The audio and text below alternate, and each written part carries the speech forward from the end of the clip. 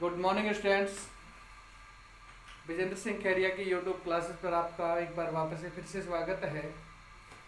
आज का जो अपना पॉइंट है, अपन फिजिक्स फर्स्ट के 11th के फर्स्ट फिजिक्स के फर्स्ट यूनिट पर चलेंगे और उस यूनिट का नाम है अपना फिजिकल वर्ल्ड, भौतिक जगत जिसे अपन हिंदी में कहते हैं। वो अपना पॉइंट है आज का, भौतिक जगत या फिजिकल वर्ल्ड, भौतिक जगत या फिजिकल वर्ल्ड। देखो भाई, आप लोग ध्यान देंगे अच्छी प्रकार से। फिजिकल वर्ल्ड,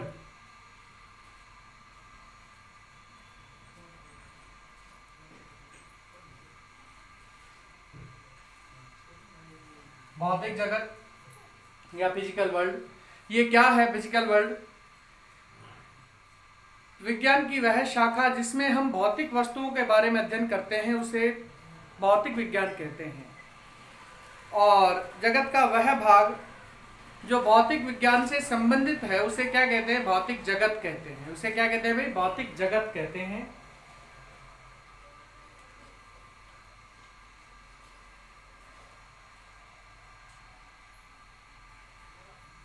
भौतिक जगत अर्थात भौतिक विज्ञान की बहुत सारी ब्रांचेज हैं, और इतनी सारी ब्रांचेज जिनका आकलन भी हम लोग अपनी सामान्य लाइफ में नहीं कर सकते, लेकिन फिर भी भौतिक विज्ञान को हम लोग दो प्रकारों में बांटते हैं। फिजिक्स, एक तो होती है ओल्ड फिजिक्स,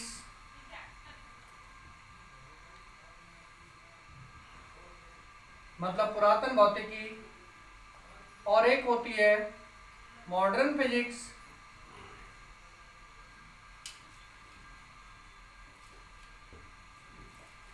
मतलब आधुनिक भौतिकी। इस ओल्ड फिजिक्स में और इस मॉडर्न फिजिक्स में हम लोग कुछ विशेष ब्रांचेस के बारे में स्टडी करते हैं। और इस ओल्ड फिजिक्स को क्लासिकल फिजिक्स भी कहते हैं, और इसमें सबसे पहली जो ब्रांच है वो है मैकेनिक्स। सबसे पहली ब्रांच कौन सी है भाई? मैकेनिक्स है इसकी पहली ब्रांच। मैकेनिक्स या यांत्रिकी, पहली ब्रांच है इसकी यांत्रिकी, मतलब मैकेनिक्स। अब यांत्रिकी क्या है? यांत्रिकी क्या है भाई? भौतिक विज्ञान की इस शाखा के अंतर्गत हम पदार्थों के विस्थापन, वेग, त्वरण, बल इत्यादि घटनाओं का अध्ययन करते हैं, अर्थात यांत्रिक क्रियाओं का अध्ययन किया जाता है। इसमें मैकेनिकल एक्टिविटीज की स्टडी की जाती है। इसमें यांत्रिक क्रियाओं का अध्ययन करते हैं, यांत्रिक क्रियाओं का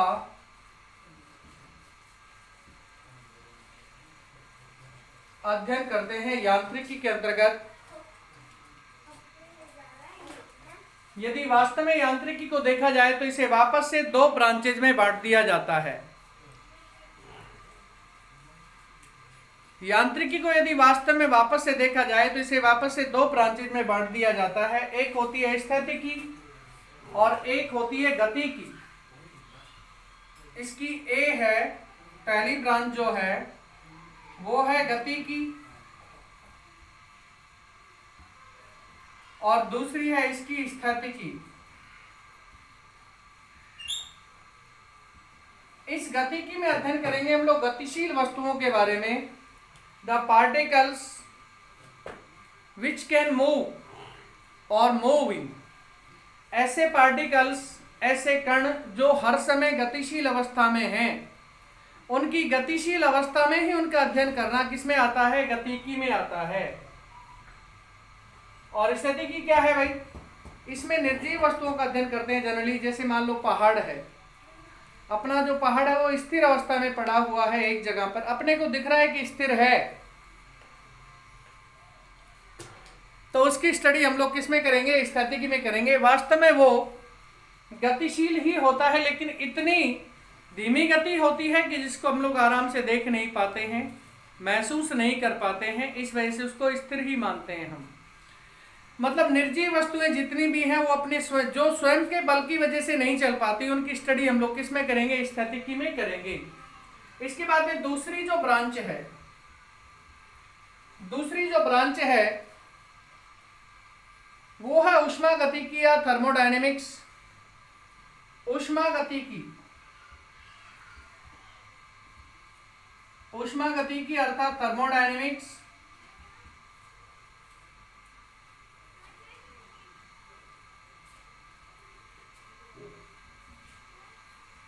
थर्मोडायनेमिक्स इसकी स्टडी हम किस में करेंगे भाई, या इसके अंतर्गत हम किसकी स्टडी करेंगे? थर्मोडायनेमिक्स में हम स्टडी करते हैं वस्तुओं की ऊष्मा के कारण होने वाली गति का, वस्तुओं की ऊष्मा के कारण होने वाली गति का अध्ययन करते हैं। वस्तुओं की ऊष्मा के कारण, ऊष्मा के कारण जो गति होती है, ऊष्मा के कारण होने वाली गति जिसमें हम अध्ययन करते हैं वो कौन सी होती है? वो ऊष्मागतिकी होती है। जैसे शून्यांकी नियम है इसका ऊष्मागतिकी का एक शून्यांकी नियम है कि यदि दो वस्तुएं हमने ले ली जो आपस में तापीय साम्य अवस्था में हैं और वो अलग अलग किसी तीसरी वस्तु के साथ तापीय साम्य अवस्था में है, तो वो आपस में भी तापीय साम्य अवस्था में ही होंगी, ऐसा हम लोग थर्मोडायनेमिक्स में कहते हैं। हम थर्मोडायनेमिक्स में क्या कहते हैं भाई, आप ध्यान दें थोड़ा सा, आप लोग इसकी स्टडी आगे करेंगे। ऊष्मागतिकी वाला एक स्पेशल यूनिट भी है, तो इसको थोड़ा सा डिटेल से बता देता हूं मैं। मान लो कि ये अपने पास कोई ए वस्तु है और ये है अपने पास कोई बी वस्तु, और ये कोई तीसरी वस्तु है सी, और ये दोनों वस्तुएं ए और बी इस तीसरी वस्तु सी के साथ, इस तीसरी वस्तु सी के साथ तापीय साम्य की अवस्था में है। ये दोनों वस्तुएं ए और बी इस तीसरी वस्तु सी के साथ तापीय साम्य की अवस्था में है। जैसे मान लो कि भाई ये बी जो है इसके साथ तापीय साम्य की अवस्था में है, ठीक है। ये लो तापीय साम्य की अवस्था दिखा दी इन दोनों की, तो ये आपस में भी तापीय साम्य की अवस्था में ही होंगी। ऐसा कौन कहता है भाई? ऐसा कौन कहता है? ऊष्मागतिकी का शून्यांकी नियम कहता है। और ऊष्मागतिकी के अंतर्गत ही हम इसकी स्टडी भी करते हैं। इसी तरह से ऊष्मागतिकी का प्रथम नियम यह होता है कि किसी वस्तु को दी जाने वाली संपूर्ण ऊष्मा डेल क्यू उसमें सदैव दो रूपों में बदलती है, आंतरिक ऊर्जा और किए गए कार्य में। किसी वस्तु को दी जाने वाली जो संपूर्ण ऊष्मा होती है वो उसमें सदैव दो रूपों में बदलती है, del Q equal to D U plus del W. Del Q यहाँ पे दी जाने वाली कुल ऊष्मा है, डी यू वहां आंतरिक ऊष्मा है जो उस वस्तु में खुद में संग्रहित हो गई, जो कार्य में नहीं बदल पाई, और डेल डब्ल्यू क्या है? जो कार्य उस वस्तु ने कर दिया। ऊष्मा को प्राप्त करके जो वस्तु ने कार्य किया है वो डेल डब्ल्यू में चेंज होगा। और तीसरा और अंतिम नियम जो है जिसे ऊष्मागतिकी का द्वितीय नियम कहते हैं वो क्या है कि भाई कोई भी ऐसा इंजन बनाना संभव नहीं है, कोई भी ऐसा इंजन आप नहीं बना सकते, you can not made so engine which can change the total energy in the work। आप कोई भी ऐसा ऊष्मा इंजन नहीं बना सकते जो उसे दी जाने वाली संपूर्ण ऊष्मा को किसमें बदल दे?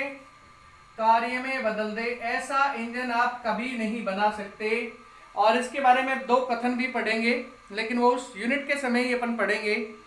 नेक्स्ट पॉइंट है बेटा विद्युत चुंबकीय भौतिकी, इलेक्ट्रोमैग्नेटिक फिजिक्स। नंबर 3 है ऊष्मागतिकी, सॉरी ऊष्मागतिकी नहीं, विद्युत चुंबकीय भौतिकी। विद्युत चुंबकीय भौतिकी, विद्युत चुंबकीय भौतिकी ये भौतिक विज्ञान की या पुरातन भौतिकी की या फिर चिरसम्मत भौतिकी की वह शाखा है जिसके अंतर्गत आप विद्युत चुंबकीय तरंगों का अध्ययन करते हैं। इलेक्ट्रोमैग्नेटिक वेव्स की स्टडी हम जिसमें करते हैं उसे क्या कहते हैं? उसे विद्युत चुंबकीय भौतिकी कहते हैं। उसे क्या कहते हैं? विद्युत चुंबकीय भौतिकी कहते हैं। ये कहती क्या है भाई? ये विद्युत चुंबकीय भौतिकी कहती है कि हर समय विद्युत और चुंबकीय क्षेत्र एक दूसरे के लंबवत अवस्था में जिन तरंगों में बने रहते हैं उन्हें विद्युत चुंबकीय तरंगे कहते हैं। उन्हें क्या कहते हैं? उन्हें इलेक्ट्रोमैग्नेटिक वेव्स बोलते हैं। उन्हें क्या बोलते हैं भाई? इलेक्ट्रोमैग्नेटिक वेव्स बोलते हैं उन्हें। चलो जी, कोई बात नहीं है। आगे हम लोग और स्टडी करते हैं, इसमें और भी बहुत सारी तरंगे हैं जिनके बारे में हम अध्ययन करेंगे। देखिए नेक्स्ट है इससे आगे ध्वनि, ध्वनि भौतिकी। ध्वनि भौतिकी, इसको मैं मिटा देता हूं थोड़ा सा।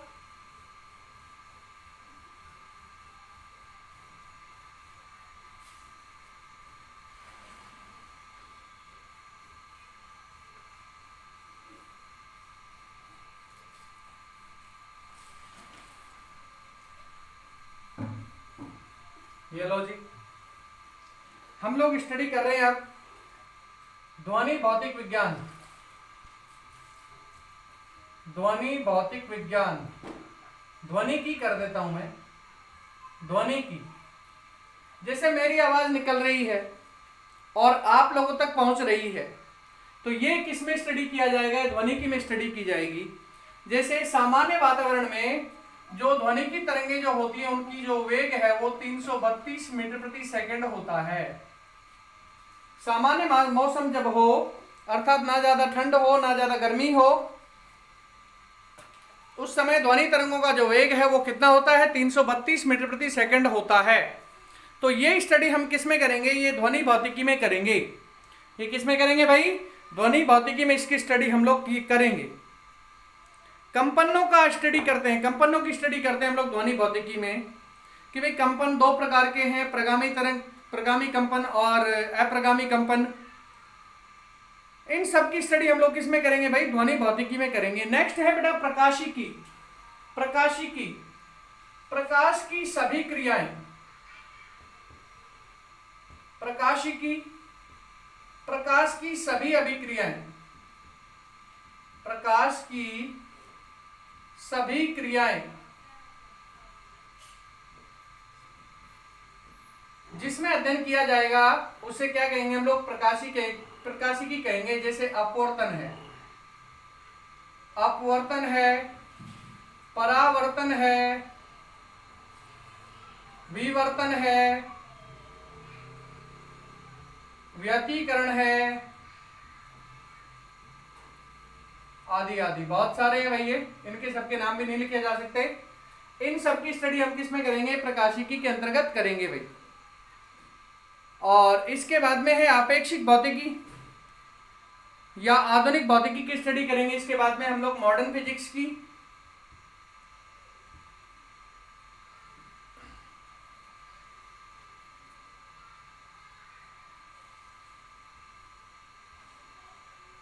मॉडर्न फिजिक्स,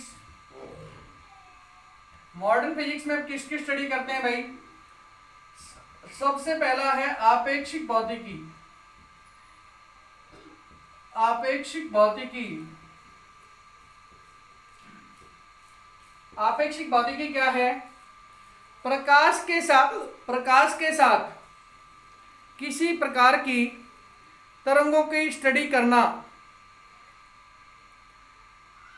इस भौतिक विज्ञान की शाखा के अंतर्गत आप उन कणों की गति का अध्ययन करते हैं जो प्रकाश के वेग से चल सकती हैं। और प्रकाश का वेग क्या होता है बेटा? बताओ। 3 गुणा 10 की पावर 8 मीटर प्रति सेकंड होता है प्रकाश का वेग। 3 गुणा 10 की पावर 8 मीटर प्रति सेकंड के वेग से जो कण चलते हैं या फिर जो पार्टिकल चलते हैं, उनकी स्टडी हम किस में करेंगे? उसमें हम लोग उसको स्टडी हम करेंगे आपेक्षिक भौतिकी में करेंगे। आपेक्षिक भौतिकी वास्तव में एक तुलनात्मक भौतिकी है, एक कंपैरिजन फिजिक्स है ये।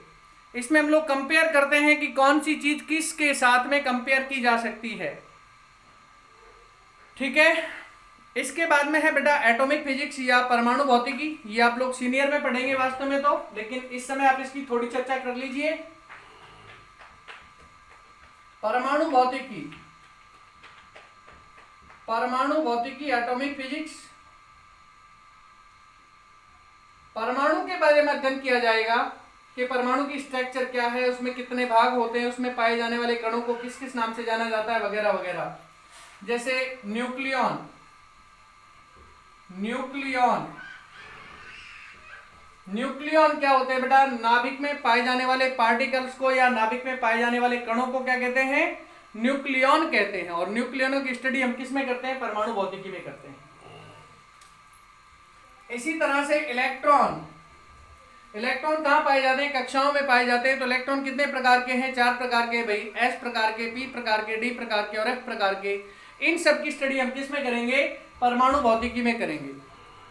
ठीक है। नेक्स्ट है अपना न्यूक्लियर फिजिक्स, नाभिकीय भौतिकी।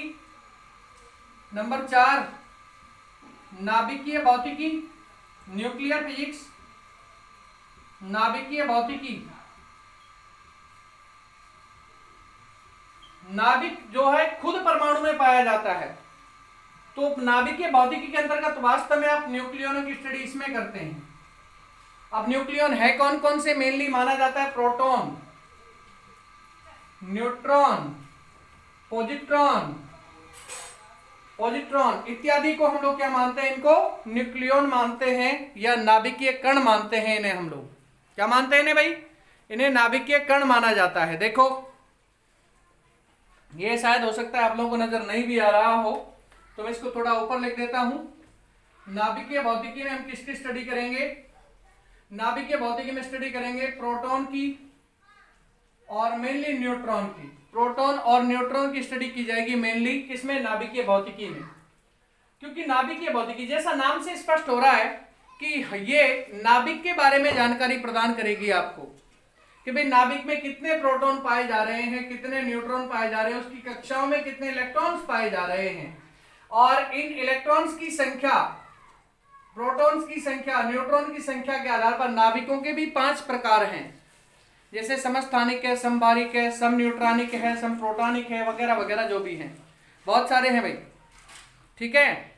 इसी तरह से और भी ब्रांचेज हैं इनकी, ठोस अवस्था भौतिकी, प्लाज्मा भौतिकी, उच्च ऊर्जा भौतिकी, इलेक्ट्रॉनिकी, अभियांत्रिकी वगैरह वगैरह, बहुत सारी हैं इनकी ब्रांचेज। इनकी कोई सीमा नहीं है भाई। तो आज के लिए बस इतना ही काफ़ी है। अपन कल स्टडी करेंगे इसके बारे में आगे की। आप लोगों को तब तक के लिए आप लोगों को नमस्कार। आप लोगों से रिक्वेस्ट है कि आप इस वीडियो को आप लाइक करें, शेयर करें, और यदि इसमें कोई कमी आप लोगों को नज़र आए तो उसके बारे में मेरे को कमेंट करके आप बताएं। धन्यवाद। ओके।